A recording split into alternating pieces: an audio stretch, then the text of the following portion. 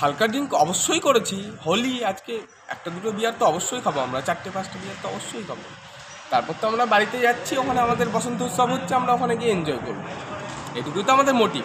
তো বাইকে তো সাইলেন্সারের পাইপও নেই আপনাদের। সাইলেন্সারের বাইক উনি তো বললেন যে সার্ভিসিংয়ে দিয়েছিলেন, তারপর ওখানে আমাদের খুলে রেখেছেন।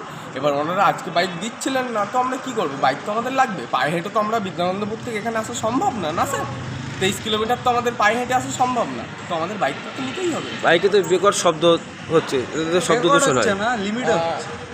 সাইলেন্সারের পাইপ না থাকলে কেমন শব্দ হয় আপনি জানেন তো?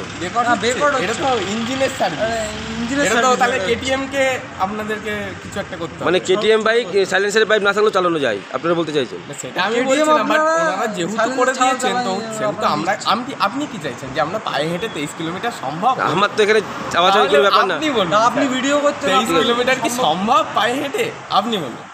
আমাদের ওখানে যেহেতু কোনো কাউন্টার নেই, আমরা এখানে আসতেও পারবো না, আপনার নাম? কোনো চান্সেস নেই। আমার নাম সৌরভ বিশ্বাস। কোথায় গিয়েছিলেন? কোথায়? এখানেই এসেছিলাম, জাস্ট একটা নর্মাল হোটেল।